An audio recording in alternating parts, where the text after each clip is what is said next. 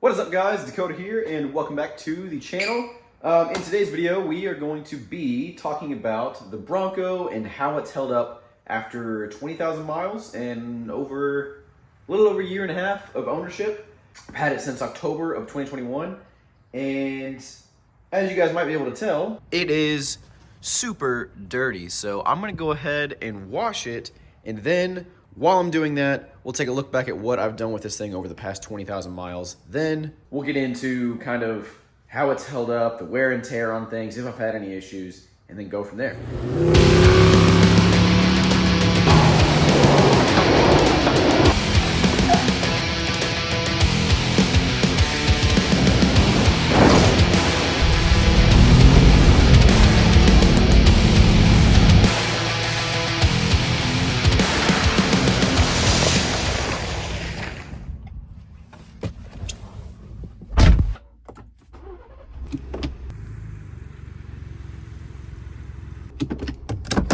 All right, so now that we've reminded ourselves of what we've done with the Bronco after 20,000 miles, and we've now cleaned it because, man, it needed it. Let's go ahead and take a look at how it's held up and kind of some of like wear and tear items and things like that, skid plates, all that stuff. First thing we'll do is look at kind of the tires after 20,000 miles. As you guys can see here, the edges of these tires have kind of been eaten away. Now, again, these have 20,000 miles on it, and they've been a decently tough 20,000 miles, I'd say. But as you guys can see, they do tend to wear pretty, I'm gonna say fast on the edges here.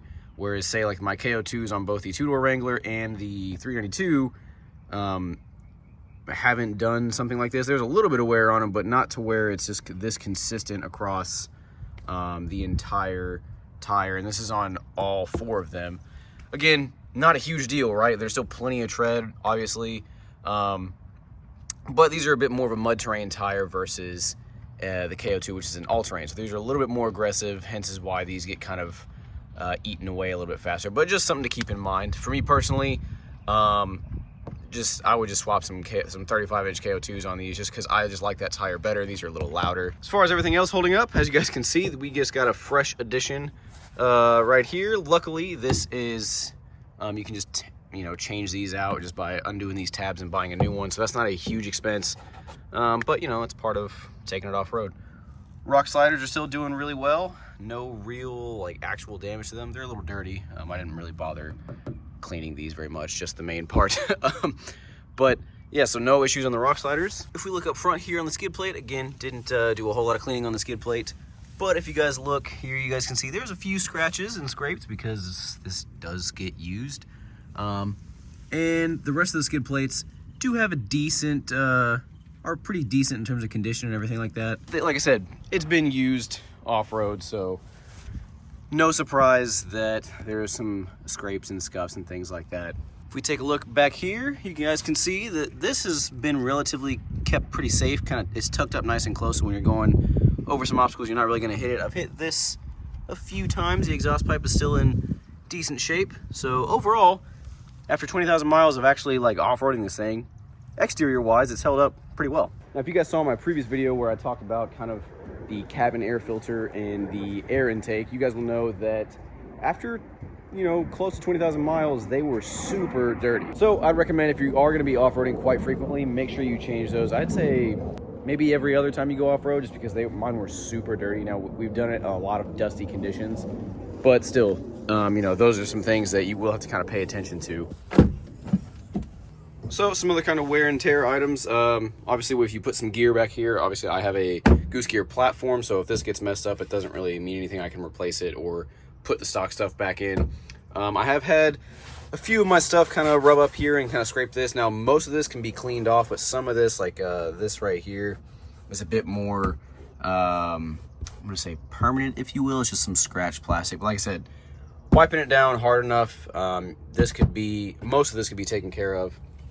But again, just showing you guys, with some gear back here and kind of slamming it around and going off-road, you're gonna have stuff like that happen. All right, so for the rest of the interior, how is it held up? Again, it's held up really well. As you guys can see, there's nothing falling off, anything like that. Everything's still looking and acting as it should. Overall, just how it's held up, it's been great. I have no real issues with it. Now let's go ahead and talk about some of the issues I have. Now, obviously, some of you will be familiar with you know, my channel, and some of you who aren't. I got this, like I said, about October of 2021, and my hardtop had the issue where it was just like squeaking and rattling a lot. And I was able to fix that. There's a little peg up here that I added some like heat shrink tubing to one of the pegs that go into mounting the roof, and that was able to solve that problem. I haven't really had to do that again as of yet, but I did have to do that. That was one of the things. Again, I got a very early build, but I did have that problem to where it was obnoxiously squeaking and rattling. And again, if you haven't seen in my videos, I have had some just random squeaks and things like this. You know, it's not anything crazy, but you know, this squeaks. Sometimes the tailgate squeaks a little bit. As far as other issues, if you will, I've had to where the Apple CarPlay, the wireless Apple CarPlay, it's not necessarily the Bronco. I mean, I've had this happen. There's a mosquito. I've had this happen quite a few times in my other vehicles that had Apple CarPlay that's wireless, and it tends to disconnect quite frequently. Again, not necessarily a Bronco thing, but just if you do buy one of these and it has that wireless Apple CarPlay, just expect that it is going to mess up quite frequently. Like, I wouldn't say every single time you drive it, but I'd say out of 10 times driving it, I'd say probably 5 to 6 times you're going to have some type of issue with it. And again, it's not exclusive to the Bronco. It's just something that I've noticed because I drive it a lot. And again, if some of you guys aren't familiar with my channel, for some of you who are, you guys are gonna be sick and tired of me saying this, but wind noise in my particular Bronco is exceptionally loud. Both the two-door Wrangler and my 392 Wrangler are much quieter. Again, could be the cause of me just getting a very early build. I don't know. I haven't actually driven another Bronco that was built, you know, after mine, so I couldn't really tell you, but it is pretty loud. But mechanically, no issues. Just done regular maintenance, oil changes.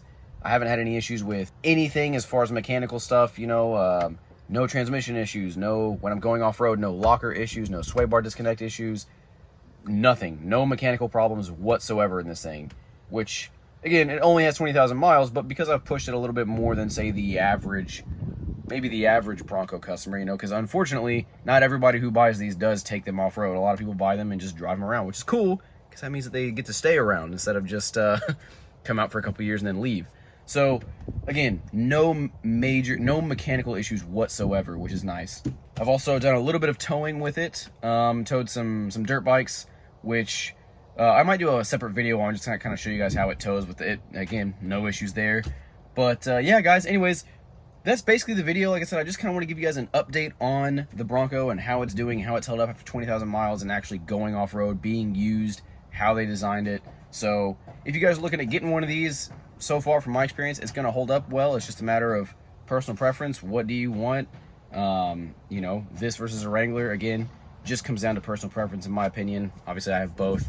Anyways, guys, I hope you enjoyed the video. If you did, make sure to give it a like and subscribe, and stay tuned for this Sunday's video, because we will be doing a comparison between this and the two-door Wrangler off-road again, for the first time in a while, actually. So, and that was a lot of fun. So anyways, guys, make sure to hit that subscribe button, and I'll see you guys in the next video. Take care.